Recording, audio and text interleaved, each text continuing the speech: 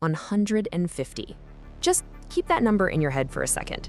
Right now, literally as we speak, 150 people are essentially stranded in the middle of the Atlantic Ocean. They're just floating on a ship, waiting for answers. And we're not talking about people from just one specific region either. These are stranded passengers from 23 different countries, all trapped aboard the cruise ship MV Hondius. The reason? Well, they found themselves at the very center of a deadly, incredibly fast-moving viral outbreak that has global health authorities on extremely high alert. The stakes here absolutely could not be higher, and this whole situation is evolving by the hour. Welcome to this explainer. I am so glad you're here with us because today we are breaking down the complex and rapidly unfolding situation surrounding the MV Hondius. We're going to rely on the raw data, the medical reports, and the real-time global response to map out exactly what's going on. No panic, just the facts. We're going to look at the anatomy of this outbreak together and figure out what it actually means for global health. So here's our roadmap for today. 1. The MV Hondius outbreak. 2. Understanding the hantavirus threat. 3. The global containment effort. And 4. Lessons learned from COVID. Okay, let's dive right into this. Section 1, the MV Hondius outbreak. Let's look at exactly what is happening out on the water. Let's start with the raw numbers straight from the World Health Organization.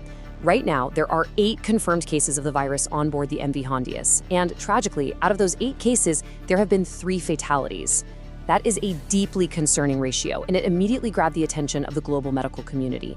Just this past Wednesday, things escalated to the point where 3 passengers had to be medically evacuated from the ship just to receive urgent treatment. You know, this isn't just some minor bug spreading through a buffet line. This is a severe, life-threatening medical emergency playing out in total isolation at sea.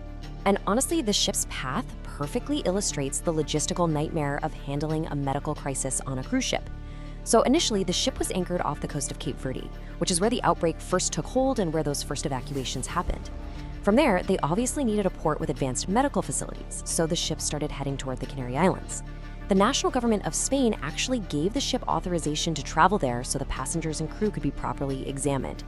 But then they hit a massive roadblock. The president of the Canary Islands stepped in and stated he will absolutely not allow the ship to dock. This decision is happening right alongside some really intense local protests in Tenerife, which are being fueled by fears of the virus spreading. It's this incredibly complex friction point between national health directives and local political boundaries. Which brings us to the actual science of it all. Section 2, understanding the hantavirus threat. To really get why there's so much fear right now, we have to look at the medical mystery we're facing. So what exactly is a hantavirus? Well, in traditional medical science, hantavirus is a family of viruses that's almost exclusively associated with rodents. For decades, our baseline understanding has been that humans typically only get infected when they come into direct contact with rodents or their waste. It's an environmental exposure issue, right? It's not something you generally catch from sitting next to someone on a bus, or in this case, on a cruise ship. Now, what's absolutely crucial to understand is this exact statement from the World Health Organization. They have confirmed that the specific strain detected on the MV Hondius can actually be transmitted between humans, and that is a rare, deeply concerning twist.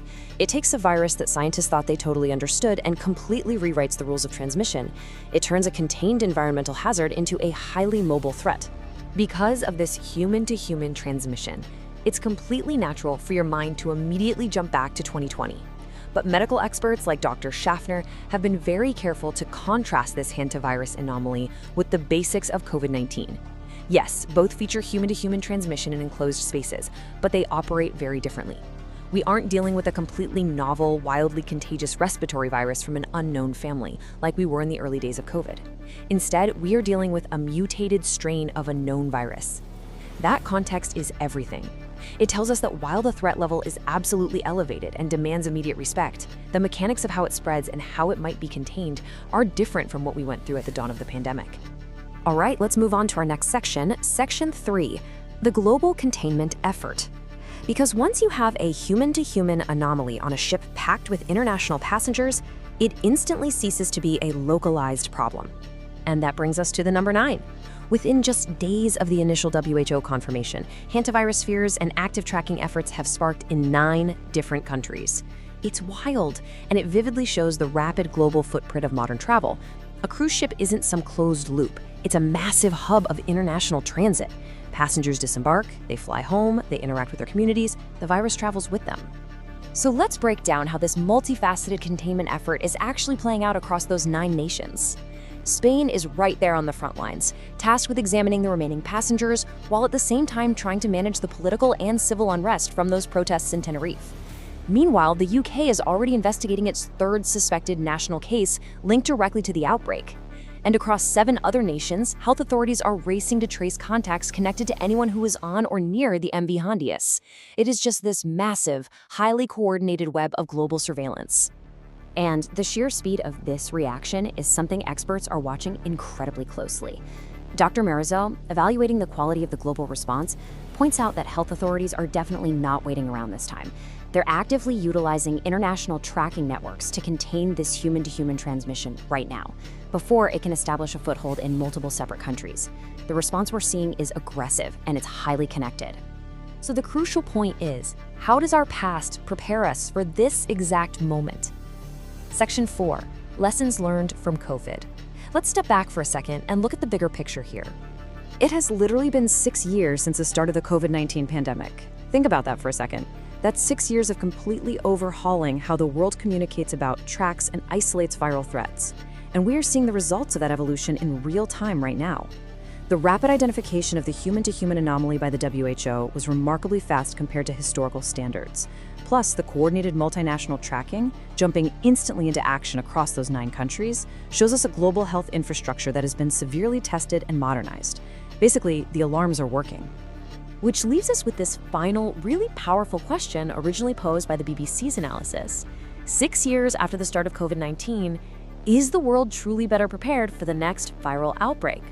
The rapid response to the MV Hondius definitely suggests our systems are faster and more connected today. But then again, those local protests in Tenerife and the blocked ports remind us that human fear and political borders are just as complex as the viruses we're trying to fight.